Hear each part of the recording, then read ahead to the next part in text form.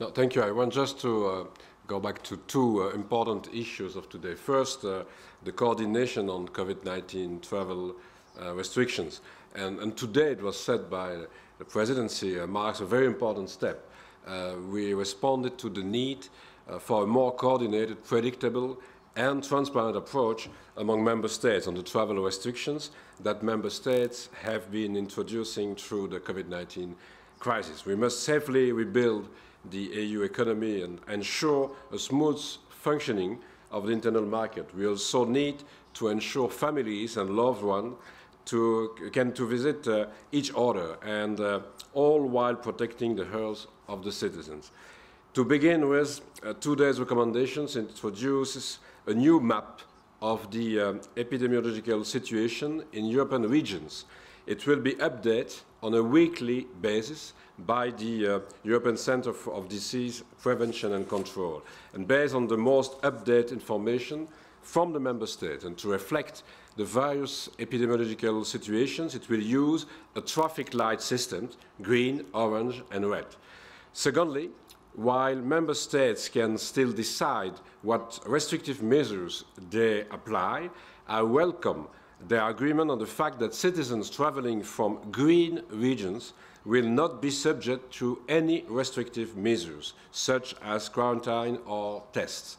Member states agreed to ensure citizens are given clear and timely information about what they must do and which restrictions are in force. Information on new measures should be published 24 hours before the measures come into effect. So we have one day before to have an implementation of the measures.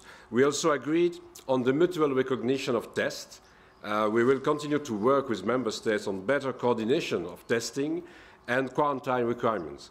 And for the millions of citizens with an essential reason to travel, be it for important family reasons, such as traveling for a funeral or to visit a sick relative, but also for cross-border family members traveling on a regular basis, or those traveling for work, and to ensure that we receive the goods we need. Today's agreement is a welcome improvement to a currently precarious situation. No quarantine will be applied in these cases. So I'm pleased that today's agreement on the text is, again, only the first step. It's now crucial for member states to implement today's agreement. Member states need to further improve cooperation and coordination. This concerns measures taken by a member state once a person is identified as coming from a zone considered at risk.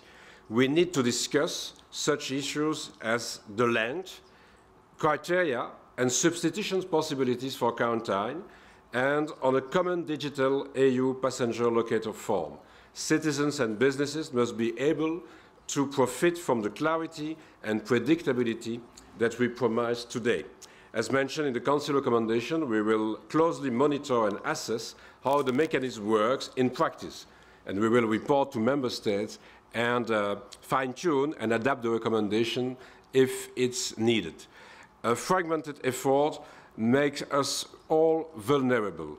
Today we show the strength as a union is when we act as one, and we will continue to act as one and to try to make new progress. Just a second comment about the rule of law report.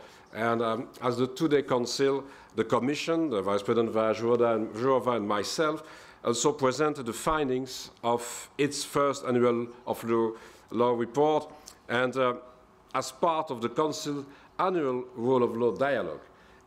This demonstrates then, and I would like to underline this, the importance of interinstitutional dialogue in the follow-up to the Commission's rule of law report.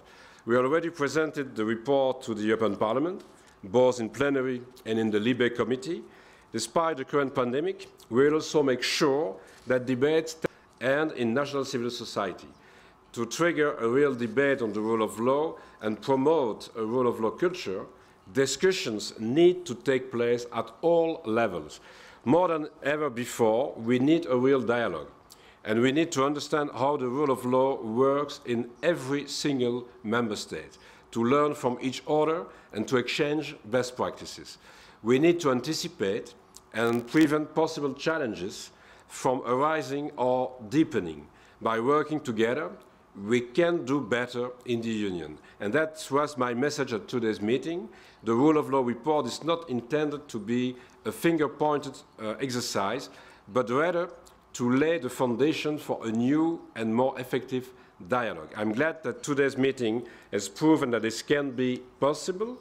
I fully support today's dialogue based on the principles of objectivity, non-discrimination and equal treatment of all, and conducted on the basis of a non-partisan and evidence-based approach. Today's dialogue is more than ever necessary because the rule of law plays a crucial role for the functioning of the EU as a whole. The ongoing COVID-19 pandemic has further highlighted the importance of upholding the rule of law, as the pandemic has proven to be a real stress test for the resilience of our national systems. And following today's dialogue, we will have country-specific discussions, like was said by Michael Roth, in the November's General Affairs Council meeting, which will allow for in-depth exchange on the situation in the first series of 5 member states. And we have a clear commitment from the next presidencies to do the same, so in the first semester of next year with the Portuguese presidency and then with the Slovenian presidency. So it's the beginning of a very important process, a permanent process about the rule of law.